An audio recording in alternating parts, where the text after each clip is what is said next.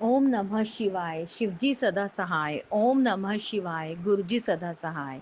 हर हर महादेव। काम्य कर्म के प्रसंग में शक्ति सहित पंचमुख महादेव की पूजा के विधान का वर्णन।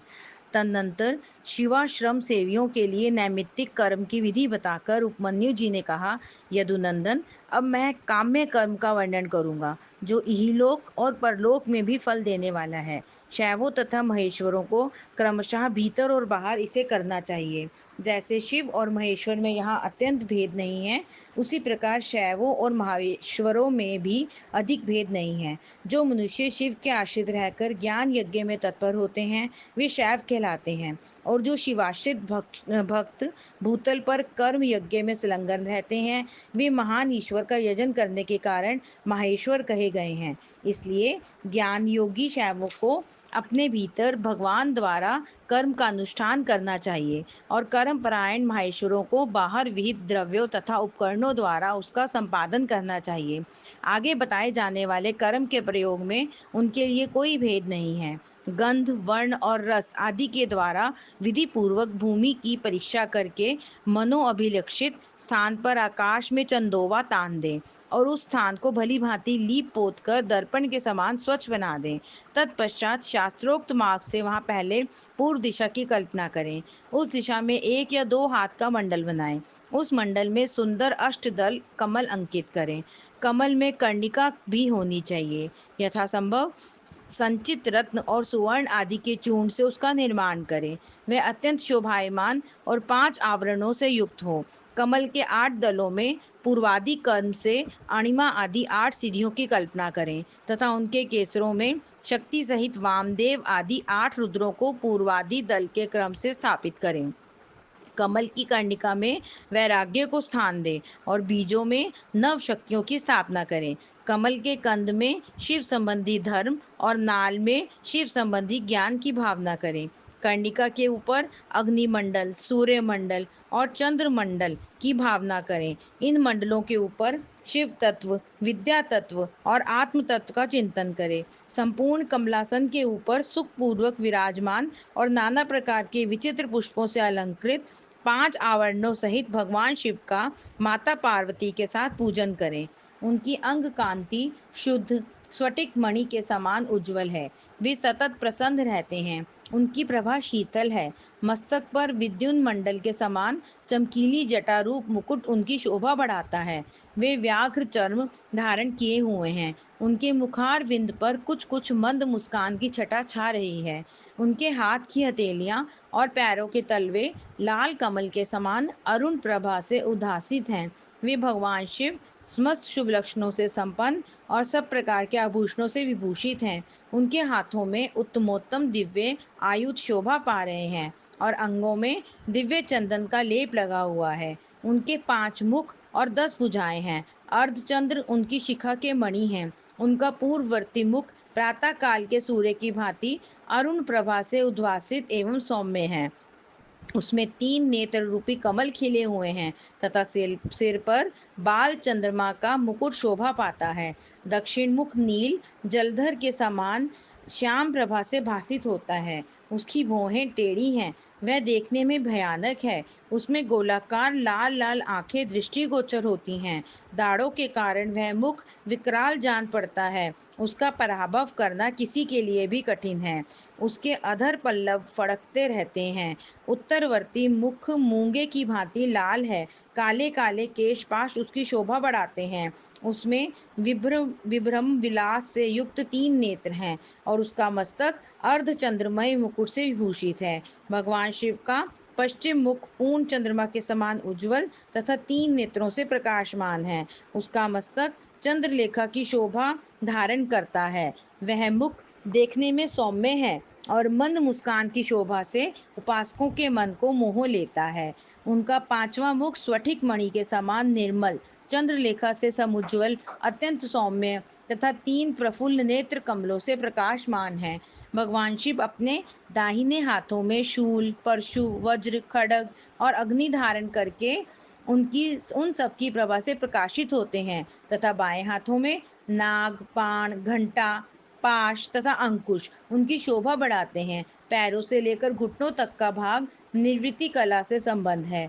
उससे ऊपर नाभि तक का भाग प्रतिष्ठा कला से, कंठ तक का भाग विद्या कला से, ललाट तक का भाग शांति कला से और उसके ऊपर का भाग शांत्यतीता कला से संयुक्त है। इस प्रकार वे पंचाध्व व्यापी तथा साक्षात पंचकलामय शरीरधारी हैं। ईशान मंत्र उनका मुकुट है। तत्पुरुष मंत्र उन पुरातन देव का मुख है। अघोर मंत्र हृदय है। वामदेव मंत्र उन महेश्वर का गुहु भाग है और सद्योजात मंत्र उनका युगल चरण है। उनकी मूर्ति 38 कलामयी है। परमेश्वर शिव का विग्रह मातृका अर्थात वर्णमाला, मय, पंच ब्रह्म अर्थात ईशानः सर्व विद्यानाम इत्यादि 5 मंत्र, मय, प्रणवमय तथा हंस शक्ति से संपन्न है। इच्छा शक्ति उनके अंक में आरूढ़ है। ज्ञान शक्ति दक्षिण भाग में है तथा क्रिया शक्ति वाम भाग में विराजमान है। वे त्रितत्व मग्र हैं अर्थात आत्म तत्व, विद्या तत्व और शिव तत्व उनके स्वरूप हैं। वे सदाशिव साक्षात विद्या मूर्ति हैं। इस प्रकार उनका ध्यान करना चाहिए। मूल मंत्र से मूर्ति की कल्पना और सकलीकरण की क्रिया करके मूल मंत्र से ही यथोचित रीति से क्रमशः पाद्य आदि विशेषाघ्य पर्यंत पूजन करें। फिर पराशक्ति के साथ साक्षात मूर्तिमान शिव का पूर्वोक्त मूर्ति में आवाहन करके सद व्यक्ति रहित परमेश्वर महादेव का गंधादि पंचोपचारों से पूजन करें। 5 ब्रह्म मंत्रों से, 6 अंग मंत्रों से, मातृका मंत्र से, प्रणव से, शक्ति युक्त शिव मंत्र से, शांत तथा अन्य वेद मंत्रों से अथवा केवल शिव मंत्र से उन परम देव का पूजन करें। पाद्य से लेकर मुख शुद्धि पर्यंत पूजन संपन्न करके इष्ट देव का विसर्जन किए बिना ही क्रमशः 5 आवरणों की पूजा आरंभ करें। आवरण पूजा की विस्तृत विधि तथा उक्त विधि से पूजन की महिमा का वर्णन। उपमन्यु कहते हैं, यदुनंदन, शिवा और शिव के दाएं और बाएं भाग में क्रमशः गणेश और कार्तिकेय का गंध आदि 5 उपचारों द्वारा पूजन करें। फिर इन सबके चारों ओर ईशान से लेकर सद्योजात पर्यंत 5 ब्रह्म मूर्तियों का शक्ति सहित क्रमशः पूजन करें। यह प्रथम आवरण में किया जाने वाला पूजन है। उसी आवरण में हृदय आदि 6 अंगों तथा शिव और शिवा का अग्निकोण से लेकर पूर्व दिशा पर्यंत 8 दिशाओं में क्रमशः पूजन करें। वहीं वामा आदि शक्तियों के साथ वाम आदि 8 रुद्रों की पूर्वादि दिशाओं में क्रमशः पूजा करें। यह पूजन वैकल्पिक है। यदुनंदन, यह मैंने तुमसे प्रथम आवरण का वर्णन किया है। अब प्रेम पूर्वक दूसरे आवरण का वर्णन किया जाता है। श्रद्धा पूर्वक सुनो। पूर्व दिशा वाले दल में अनंत का और उनके वाम भाग में उनकी शक्ति का पूजन करें। दक्षिण दिशा वाले दल में शक्ति सहित सूक्ष्म देव की पूजा करें।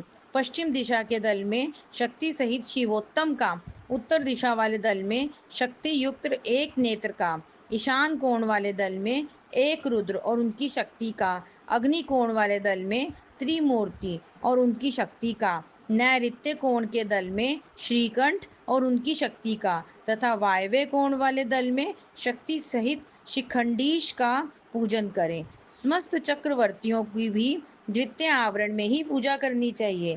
तृतीय आवरण में शक्तियों सहित 8 मूर्तियों का पूर्वादि 8 दिशाओं में क्रमशः पूजन करें। भव, शर्व, ईशान, रुद्र, पशुपति, उग्र, भीम और महादेव, ये क्रमशः 8 मूर्तियां हैं। इसके बाद उसी आवरण में शक्तियों सहित महादेव आदि 11 मूर्तियों की पूजा करनी चाहिए। महादेव, शिव, रुद्र, शंकर, नील लोहित, ईशान, विजय, भीम, देवदेव, भवोद्रव तथा कर्पदीश या कपालीश, ये 11 मूर्तियां हैं। इनमें से जो प्रथम 8 मूर्तियां हैं उनका अग्नि कोण वाले दल से लेकर पूर्व दिशा पर्यंत 8 दिशाओं में पूजन करना चाहिए। देव देव को पूर्व दिशा के दल में स्थापित एवं पूजित करें और ईशान का पुनः अग्निकोण में स्थापन पूजन करें।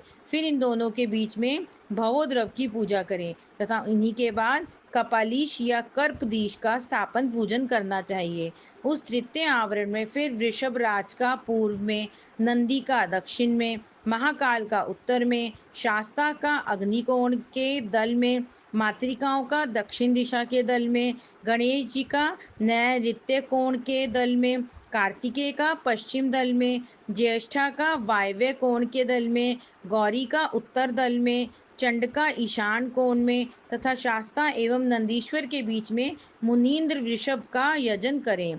महाकाल के उत्तर भाग में पिंगल का, शास्ता और मातृकाओं के बीच में भृंगीश्वर का, मातृकाओं तथा गणेश जी के बीच में वीरभद्र का, स्कंद और गणेश जी के बीच में सरस्वती देवी का, ज्येष्ठा और कीर्ति कार्तिकेय के बीच में शिव चरणों की अर्चना करने वाली श्री देवी का, ज्येष्ठा और गणाम्बा अर्थात गौरी के बीच में महामोटी की पूजा करें।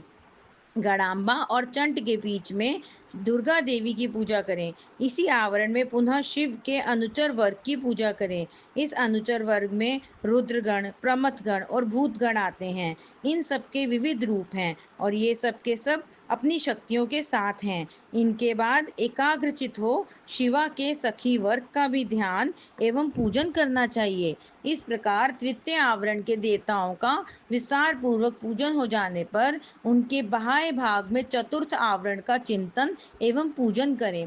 पूर्व दल में सूर्य का, दक्षिण दल में चतुर्मुख ब्रह्मा का, पश्चिम दल में रुद्र का और उत्तर दिशा के दल में भगवान विष्णु का पूजन करें। इन चारों देवताओं के भी पृथक पृथक आवरण हैं। इनके प्रथम आवरण में 6 अंगों तथा दीप्ता आदि शक्तियों की पूजा करनी चाहिए।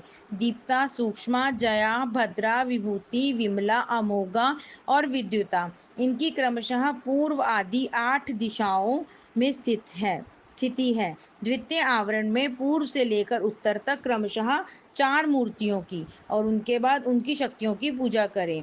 आदित्य, भास्कर, भानु और रवि, ये 4 मूर्तियां क्रमशः पूर्वादि चारों दिशाओं में पूजनीय हैं। तत्पश्चात अर्क, ब्रह्मा, रुद्र और विष्णु, ये 4 मूर्तियां भी पूर्वादि दिशाओं में पूजनीय हैं। पूर्व दिशा में विस्तरा, दक्षिण दिशा में सुतरा, पश्चिम दिशा में बोधनी और उत्तर दिशा में आप्यायिनी की पूजा करें। ईशान कोण में उषा की, अग्नि कोण में प्रभा की, नैऋत्य कोण में प्राज्ञा की और वायव्य कोण में संध्या की पूजा करें। इस तरह द्वितीय आवरण में इन सबकी स्थापना करके विधिवत पूजा करनी चाहिए। तृतीय आवरण में सोम, मंगल, बुद्धिमानों में श्रेष्ठ बुध, विशाल बुद्धि बृहस्पति, तेजोनिधि शुक्र, शनैश्चर तथा धूम्र वर्ण वाले भयंकर राहु केतु का पूर्वादि दिशाओं में पूजन करें अथवा द्वितीय आवरण में 12 आदित्यों की पूजा करनी चाहिए और तृतीय आवरण में 12 राशियों की, उसके ब्रह्म भाग में 7 गणों की सब और पूजा करनी चाहिए। ऋषियों, देवताओं, गंधर्वों, नागों, अप्सराओं, ग्रामणियों, यक्षों, यातुधानों, 7 छंदोमय अश्वों तथा बाल खिल्लियों का पूजन करें। इस तरह तृतीय आवरण में सूर्य देव का पूजन करने के पश्चात 3 आवरणों सहित ब्रह्मा जी का पूजन करें। पूर्व दिशा में हिरण्यगर्भ का, दक्षिण में विराट का, पश्चिम दिशा में काल का और उत्तर दिशा में पुरुष का पूजन करें। हिरण्यगर्भ नामक जो पहले ब्रह्मा है, उनकी अंग कांति कमल के समान है। काल जन्म से ही अंजन के समान काले हैं और पुरुष स्फटिक मणि के समान निर्मल हैं। त्रिगुण, राजस, तामस तथा सात्विक, ये चारों भी पूर्वादि दिशा के क्रम से प्रथम आवरण में ही स्थित हैं। द्वितीय आवरण में पूर्वादि दिशाओं के दलों में क्रमशः सनत कुमार, सनक, सनंदन और सनातन का पूजन करना चाहिए। तत्पश्चात तीसरे आवरण में 11 प्रजापतियों की पूजा करें। उनमें से प्रथम 8 का तो पूर्व आदि 8 दिशाओं में पूजन करें, फिर शेष 3 का पूर्व आदि के क्रम से अर्थात पूर्व, दक्षिण एवं पश्चिम में स्थापन पूजन करें। दक्ष, रुचि, भृगु, मारीचि, अंगीरा, पुलस्त्य, पुलह, क्रतु, अत्रि, कश्यप और वशिष्ठ, ये 11 विख्यात प्रजापति हैं। इनके साथ इनकी पत्नियों का भी क्रमशः पूजन करना चाहिए। प्रसूति, आकुति, ख्याति, संभूति, धृति, स्मृति, क्षमा, सनंती, अनसुआ, देवमाया, देव माता अदिति तथा अरुंधति, ये सभी ऋषि पत्नियां पतिव्रता, सदा शिव पूजन परायणा, कांतिमती और प्रिय प्रदर्शना अर्थात परम सुंदरी हैं। अथवा प्रथम आवरण में चारों वेदों का पूजन करें, फिर द्वितीय आवरण में इतिहास पुराणों की अर्चना करें तथा तृतीय आवरण में धर्मशास्त्र सहित संपूर्ण वैदिक विद्याओं का सब और पूजन करना चाहिए। चार वेदों को पूर्वादि चार दिशाओं में पूजन करना चाहिए। अन्य ग्रंथों को अपनी रुचि के अनुसार 8 या 4 भागों में बांटकर सब और उनकी पूजा करनी चाहिए। इस प्रकार दक्षिण में 3 आवरणों से युक्त ब्रह्मा जी की पूजा करके पश्चिम में आवरण सहित रुद्र का पूजन करें। ईशान आदि 5 ब्रह्म और हृदय आदि 6 अंगों को रुद्रदेव का प्रथम आवरण कहा गया है। द्वितीय आवरण विधेश्वरमय है। तृतीय आवरण में भेद है, अतः उसका वर्णन किया जाता है। उस आवरण में पूर्वादि दिशाओं के क्रम से त्रिगुणादि 4 मूर्तियों की पूजा करनी चाहिए। पूर्व दिशा में पूर्ण रूप शिव नामक महादेव पूजित होते हैं।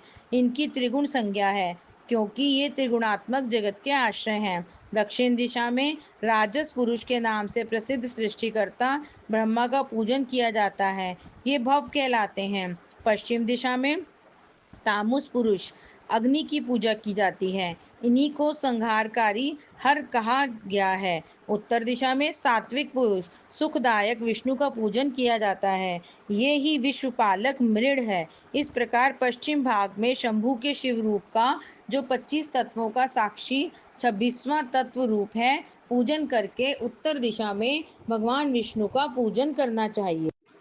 इनके प्रथम आवरण में वासुदेव को पूर्व में, अनिरुद्ध को दक्षिण में, प्रद्युम्न को पश्चिम में और संकर्षण को उत्तर में स्थापित करके इनकी पूजा करनी चाहिए। यह प्रथम आवरण बताया गया। अब द्वितीय शुभ आवरण बताया जाता है। मत्स्य, कूर्म, वराह, नरसिंह, वामन, तीनों में से एक राम, आप श्री कृष्ण और हयग्रीव, ये द्वितीय आवरण में पूजित होते हैं। तृतीय आवरण में पूर्व भाग में चक्र की पूजा करें, दक्षिण भाग में कहीं भी प्रतिहत न होने वाले नारायणास्त्र का यजन करें, पश्चिम में 5 जन्य का और उत्तर में शांग धनुष की पूजा करें। इस प्रकार 3 आवरणों से युक्त साक्षात विश्व नामक परम हरि महाविष्णु की, जो सदा सर्वत्र व्यापक है, मूर्ति में भावना करके पूजा करें। इस तरह विष्णु के चतुर्व्यूह क्रम से 4 मूर्तियों का पूजन करके क्रमशः उनकी 4 शक्तियों का पूजन करें। प्रभा का अग्नि कोण में, सरस्वती का नैऋत्य कोण में, गणाम्बिका का वायव्य कोण में और लक्ष्मी का ईशान कोण में पूजन करें। इसी प्रकार भानु आदि मूर्तियों और उनकी शक्तियों का पूजन करके उसी आवरण में लोकेश्वरों की पूजा करें। उनके नाम इस प्रकार हैं: इंद्र, अग्नि, यम, निऋति, वरुण, वायु, सोम, कुबेर तथा ईशान। इस प्रकार चौथे आवरण की विधि पूर्वक पूजा संपन्न करके ब्रह्म भाग में महेश्वर के आयुधों की अर्चना करें। ईशान कोण में तेजस्वी त्रिशूल की, पूर्व दिशा में वज्र की, अग्नि कोण में परशु की, दक्षिण में बाण की, नैऋत्य कोण में खड्ग की, पश्चिम में पाश की, वायव्य कोण में अंकुश की और उत्तर दिशा में पिनाक की पूजा करें। तत्पश्चात पश्चिमाभिमुख रौद्र रूपधारी क्षेत्रपाल का अर्चन करें। इस तरह पंचम आवरण की पूजा का संपादन करके समस्त आवरण देवताओं के ब्रह्म भाग में अथवा 5वें आवरण में ही मातृकाओं सहित महावृषभ नंदिकेश्वर का पूर्व दिशा में पूजन करें। तदनंतर समस्त देव योनियों की चारों ओर अर्चना करें।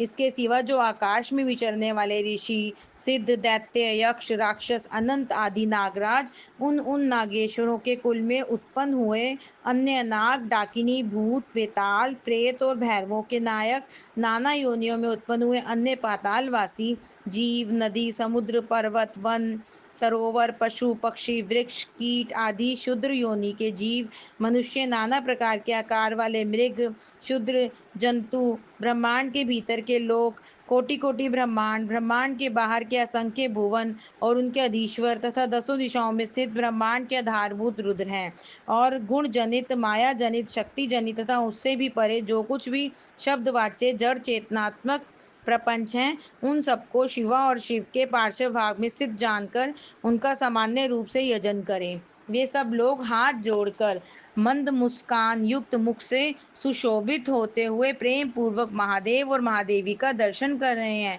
ऐसा चिंतन करना चाहिए। इस तरह आवरण पूजा संपन्न करके विक्षेप की शांति के लिए पुनः देवेश्वर शिव की अर्चना करने के पश्चात पंचाक्षर मंत्र का जप करें।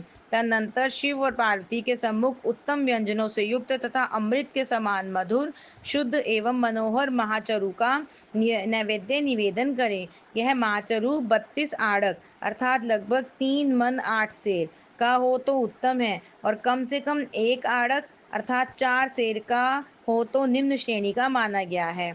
अपने वैभव के अनुसार जितना हो सके महाचरु तैयार करके उसे श्रद्धापूर्वक निवेदित करें। तदनंतर जल और तांबुल, इलायची आदि निवेदन करके आरती उतारकर शेष पूजा समाप्त करें। याग के उपयोग में आने वाले द्रव्य, भोजन, वस्त्र आदि को उत्तम श्रेणी का ही तैयार करा कर दें। भक्तिमान पुरुष वैभव होते हुए धन व्यय करने में कंजूसी ना करे। जो शठ या कंजूस है और पूजा के प्रति उपेक्षा की भावना रखता है, वह यदि कृपणतावश कर्म को किसी अंग से हीन कर दे तो उसके वे काम में कर्म सफल नहीं होते, ऐसा सत्पुरुषों का कथन है। इसलिए मनुष्य यदि फल सिद्धि का इच्छुक हो तो उपेक्षा भाव को त्याग कर संपूर्ण अंगों के योग से काम्य कर्मों का संपादन करे। इस तरह पूजा समाप्त करके महादेव और महादेवी को प्रणाम करे।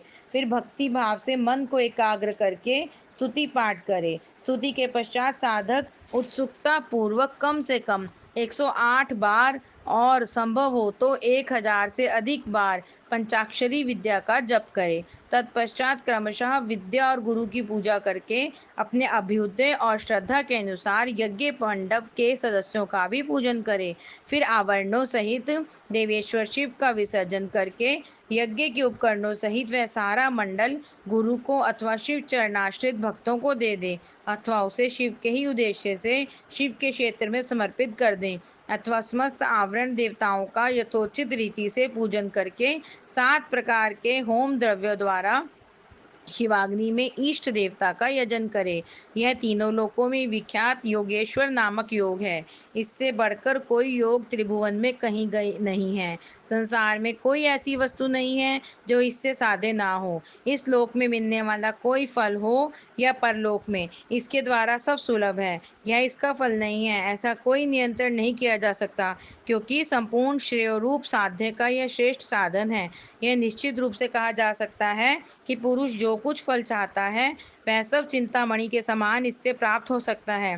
तथापि किसी क्षुद्र फल के उद्देश्य से इसका प्रयोग नहीं करना चाहिए, क्योंकि किसी महान से लघु फल की इच्छा रखने वाला पुरुष स्वयं लघुतर हो जाता है। महादेव जी के उद्देश्य से महान या अल्प जो भी कर्म किया जाए वह सब सिद्ध होता है, अतः उन्हीं के उद्देश्य से कर्म का प्रयोग करना चाहिए। शत्रु तथा मृत्यु पर विजय पाना आदि जो फल दूसरों से सिद्ध होने वाला नहीं है, उन्हीं लौकिक या पारलौकिक फलों के लिए विद्वान पुरुष इसका प्रयोग करें। महापातकों में, महान रोग से भय आदि में तथा दुर्भिक्ष आदि में यदि शांति करने की आवश्यकता हो तो इसी से शांति करें। अधिक बढ़ बढ़कर बातें बनाने से क्या लाभ। इस योग को महेश्वर शिव ने शैव के लिए बड़ी भारी आपत्ति का निवारण करने वाला अपना निजी अस्त्र बताया है, अतः इससे बढ़कर यहाँ अपना कोई रक्षक नहीं है। ऐसा समझकर इस कर्म का प्रयोग करने वाला पुरुष शुभ फल का भागी होता है।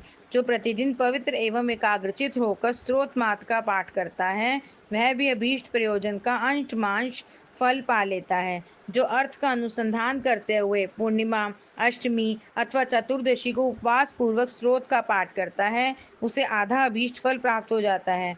जो अर्थ का अनुसंधान करते हुए लगातार 1 मास तक स्तोत्र का पाठ करता है और पूर्णिमा, अष्टमी एवं चतुर्दशी को व्रत रखता है, वह संपूर्ण अभीष्ट फल का भागी होता है। ओम नमः शिवाय। शिवजी सदा सहाय। ओम नमः शिवाय। गुरुजी सदा सहाय। जय गुरुजी। शुक्राना गुरुजी। हर हर महादेव।